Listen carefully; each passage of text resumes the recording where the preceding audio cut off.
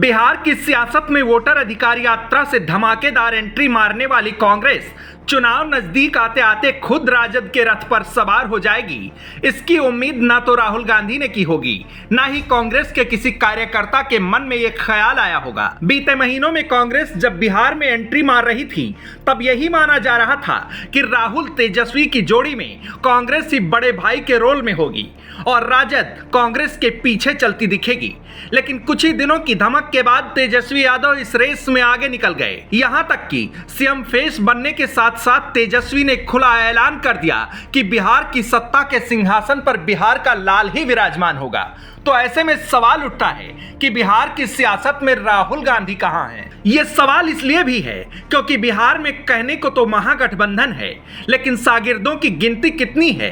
पूरे चुनाव की अगुवाई तेजस्वी अकेले फेस पर कर रहे हैं। घोषणा पत्र पर भले ही कांग्रेस नेताओं की तस्वीरें दिख रही हैं, लेकिन प्रतिज्ञा सिर्फ तेजस्वी के नाम का है, प्रण सिर्फ तेजस्वी का है। सारे वादे, सारी घोषणाएं, सारा ताना बाना तेजस्वी का है। तो फिर राहुल गांधी कहां हैं? कल तक वोटर अधिकार यात्रा के जरिए बिहार में माना जाने लगा था कि कांग्रेस इस बार अपनी पूरी ताकत के साथ मैदान में दिखाई देगी, लेकिन महागठबंधन के मौजूदा हालात बता रहे हैं कि अब सारी डोर तेजस्वी के हाथों में है और कांग्रेस अब किनारे लग चुकी है। सवाल फिर उठता है कि महागठबंधन के घोषणा पत्र का नाम ही तेजस्वी का प्रण कहा जा रहा है, तो फिर महागठबंधन सिर्फ नाम का रह गया है? कांग्रेस के बड़े चेहरे बिहार के मैदान में तो हैं, लेकिन महागठबंधन के रथ की कमान तेजस्वी यादव ही संभाल रहे हैं। हालांकि कोशिश राहुल गांधी भी पूरी कर रहे हैं ताकि बिहार में कांग्रेस भी एक पिलर की तरह दिखाई दे। तो क्या राहुल की रणनीतियां तेजस्वी की रणनीतियों के आगे पस्त हो चुकी हैं? क्या तेजस्वी के आगे राहुल फेल हुए? यह भी सही है कि इस वक्त की हलचलों को देखें तो कांग्रेस राजद के सामने पिछड़ गई है।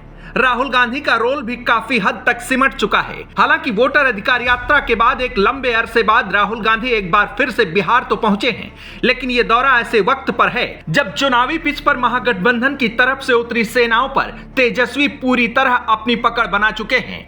माहौल बदल चुका है।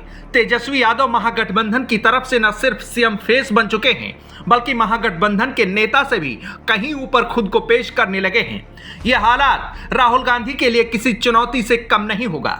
वहीं कांग्रेस पार्टी के लिए बिहार में सब कुछ कितना औपचारिक और कितना अनौपचारिक होगा, यह राहुल को भी तेजस्वी के साथ कैंपेन के बाद में ही समझ में आएगा। लेकिन कांग्रेस के लिए बिहार में अब भी बहुत कुछ बाकी है, या फिर बचे हुए समय और तेजस्वी के साथ के सहारे कांग्रेस सिर्फ अपनी असल जमीन की टोह ले सकती है।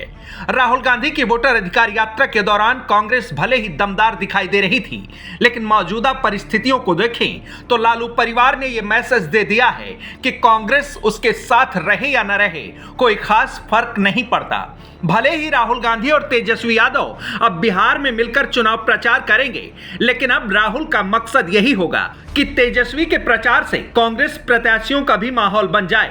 लेकिन राहुल के निशाने पर कौन होगा? बिहार की सियासत में इस बार सबसे ज्यादा चर्चा स्थानीय मुद्दों को लेकर है। रोजगार, नौकरी, पलायन और भ्रष्टाचार के मुद्दे पर क्षेत्रीय दल खुलकर खेल रहे हैं। प्रशांत किशोर से लेकर तेजस्वी यादव और चिराग पासवान जैसे नेता इन्हीं मुद्दों पर जोर दे रहे हैं। तो फिर राहुल के लिए क्या बचा? जानकार बताते हैं कि तेजस्वी के साथ राहुल गांधी प्रचार में उतरेंगे तो उनके निशाने पर देश के प्रधानमंत्री नरेंद्र मोदी, गृह मंत्री अमित शाह और नीतीश कुमार सरकार का सुशासन ही होगा। हालांकि इसका चुनावी असर कितना देखने को मिलेगा, यह फैसला बिहार की जनता के हाथों में है।